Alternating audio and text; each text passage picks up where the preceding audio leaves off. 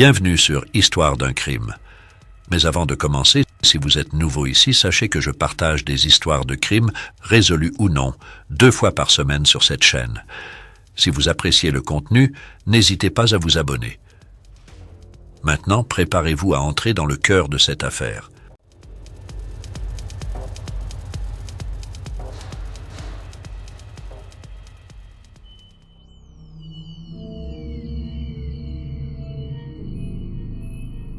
Notre histoire commence en 2021 dans la vibrante ville de Quezon, aux Philippines. Au cœur de ce récit se trouve Ebeng Mayor, un jeune homme transgenre de 21 ans.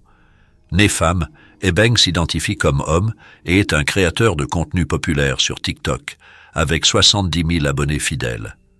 Fier membre de la communauté LGBTQ, Ebeng est aimé et respecté par ses amis et sa famille.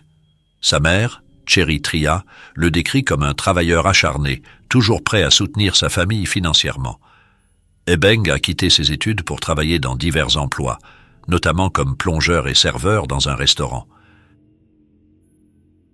Ebeng vivait à Pampanga avec sa petite amie.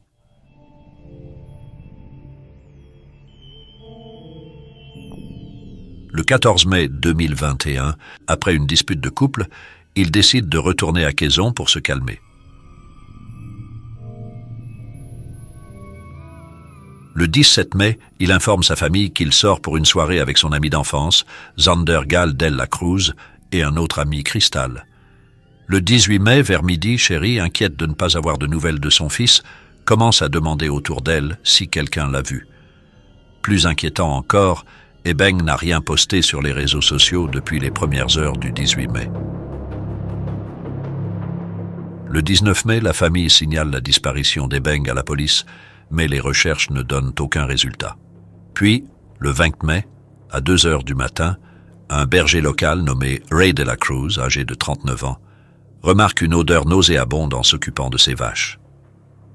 Poussé par la curiosité et l'inquiétude, il découvre un corps humain gravement battu et mutilé, le visage méconnaissable. Terrifié, Ray court prévenir la police. En moins de 30 minutes, plusieurs policiers arrivent sur les lieux et bouclent la zone. Une enquête est ouverte par le bureau d'enquête criminelle et d'unité de détection du district de Quezon City. Le corps en décomposition présente des plaies ouvertes infestées de larves et des excréments autour. Le visage et la tête sont couverts de branches, rendant la victime méconnaissable. Les enquêteurs estiment que la victime est décédée environ 48 heures auparavant. Outre les blessures à la tête, des blessures à la région pelvienne inférieure, causées par un bâton de bois, sont également présentes. Le seul indice sur l'identité de la victime est les tatouages sur chaque bras. Un diamant et l'inscription Isheng. Aucun effet personnel n'est trouvé à proximité, à l'exception de vêtements ensanglantés et souillés, dont un pyjama à carreaux, un t-shirt blanc, un slip bleu et une gaine noire. La police se demande s'il s'agit d'un vol qui a mal tourné ou d'un crime passionnel, étant donné la brutalité infligée à la victime. Leur priorité immédiate est d'identifier la victime. Les tatouages sur les bras de la victime semblaient être le plus grand indice. En quelques minutes, des résidents curieux et des passants ont commencé à se rassembler autour de la scène, prenant des photos, parlant fort et publiant sans doute sur les réseaux sociaux. Un homme nerveux parmi la foule s'est soudainement approché de l'un des officiers et s'est identifié comme Dugong. À la surprise générale, il a affirmé connaître l'identité de la victime. Dugong a dit « C'est Norib Tria alias Ebeng Mayor ». Initialement méfiant face à une telle affirmation, l'officier a décidé de le prendre au sérieux car Ebeng Mayor avait été signalé disparu depuis 3 jours. La nouvelle de la découverte d'un corps féminin non identifié avec des tatouages est parvenue à la famille d'Ebeng.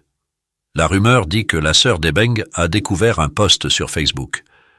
C'était la nouvelle que la famille redoutait d'entendre depuis des jours. Le partenaire de la sœur d'Ebeng, Jeremy Nicolas, a décidé d'aller voir de plus près pour voir si cette personne était Ebeng Mayor. Lorsque Jeremy est arrivé sur les lieux, il a été choqué par l'état du corps. Il a trouvé impossible de l'identifier, mais il a ensuite remarqué les 2 tatouages distinctifs sur les bras et a réalisé « Oh mon Dieu, c'est Ebeng Mayor ». Jeremy a immédiatement informé la police, puis il a appelé la famille pour leur annoncer la pire nouvelle de leur vie. Toute la famille était dévastée et Cherry était inconsolable. Comment une innocente soirée avec un ami d'enfance a-t-elle pu mener à un événement aussi terrible? Qui pourrait faire une telle chose à Ebeng-Mayor? De retour au commissariat, vers 19h30 ce jour-là, Dugong fut invité par la police à faire une déclaration. Identifié comme une personne d'intérêt pour avoir reconnu Ebeng avant l'arrivée de Jérémy, les enquêteurs voulaient comprendre son lien avec Ebeng. À son arrivée, Dugong accepta d'aider à l'enquête, mais la police soupçonnait qu'il en savait plus qu'il ne le laissait entendre. Ses déclarations étaient incohérentes et son langage corporel trahissait une grande nervosité. Il évitait le contact visuel et remuait constamment les doigts, comme s'il cachait quelque chose. Quelques heures plus tard, le père d'Ebeng, Rommel Miklat, arriva au commissariat. Il reconnut immédiatement Dugong, qui n'était autre que Zander de la Cruz, l'ami d'enfance avec qui Ebeng avait prévu de sortir. Confronté par le père d'Ebeng, Dugong craqua et avoua son implication dans le meurtre, promettant de révéler ce qui s'était réellement passé au petit matin du 18 mai 2021. Peut-être était-ce la culpabilité ou la peur qui le poussait à parler, mais Dugong commença une confession complète, reconstituant la nuit du 17 mai et le petit matin du 18 mai. Ce qui avait commencé comme une soirée amusante à boire entre trois amis, Ebeng, Dugong et leur ami Crystal, s'était transformé en cauchemar. Vers minuit, Crystal décida qu'il était temps pour elle de rentrer chez elle et Ebeng et Dugong la déposèrent avant 2 heures du matin. Contactée plus tard par la police, Crystal confirma ce récit, ajoutant qu'elle avait reçu un message d'Ebeng à 3 heures du matin disant qu'il était rentré chez lui, suivi d'un autre message étrange qui ne correspondait pas à leur manière habituelle de communiquer. À l'époque, elle n'y prêta pas attention et s'endormit. Après avoir déposé Crystal, Ebeng et Dugong sont allés retrouver 2 amis de Dugong, Joel Loyola, 30 ans, et Richard Elvin Araza, 34 ans. Joel, sans emploi et trafiquant de drogue condamné, vivait avec sa petite amie. Richard, quant à lui, était un ouvrier du bâtiment, marié. Ces 2 hommes étaient environ 10 ans plus âgés qu'Ebeng et Dugong, qui avaient respectivement 21 et 22 ans. Dugong, chauffeur de pousse-pousse et également marié, déclara que peu de temps après leur rencontre, ils avaient pris de la drogue ensemble, bien que certains rapports suggèrent qu'Ebeng était le seul à ne pas en avoir consommé cette nuit-là. Lorsque Joel apprit qu'Ebeng-Mayor était biologiquement une femme, il le frappa violemment au ventre à plusieurs reprises, le faisant perdre connaissance. Dugong tenta d'intervenir, mais Joel sortit un pistolet de calibre 22 et le menaça de lui tirer dessus s'il osait intervenir ou faire du bruit. Craignant pour sa vie, Dugong obéit aux ordres de Joel et transporta le corps inconscient d'Ebeng dans une zone isolée près de la ville de Bakal. C'est là que la brutalité de l'agression atteignit son paroxysme. Joel continua d'attaquer Ebeng alors qu'il reprenait lentement conscience. Réalisant ce qui se passait, Ebeng utilisa toutes ses forces pour riposter et se protéger, mais blessé et à peine conscient, il ne pouvait rivaliser avec l'assaut vicieux. Joel sortit alors une arme et ordonna à Dugong de ramasser un énorme rocher à proximité. Hésitant au début, Dugong finit par obéir sous les cris et les menaces de Joel, qui promettait de l'achever s'il n'obtempérait pas. Dugong, tremblant de peur, ramassa un rocher et frappa son ami d'enfance 2 fois à la tête. Cependant, les coups n'étaient pas assez forts pour qu'Ebeng perde connaissance. Cela rendit Joel furieux. Il repoussa Dugong, le traitant de lâche, et prit le relais. Joel asséna des coups incessants à la tête d'Ebeng tout en le déshabillant et en l'abusant. Lorsque Joel eut fini, Richard prit le relais et fit de même. Dugong rapporta qu'Ebeng était toujours en vie à ce moment-là, gargouillant et flottant entre la vie et la mort. C'est alors que Joel, pointant à nouveau l'arme sur Dugong, prononça ces mots effrayants. « Maintenant c'est ton tour. »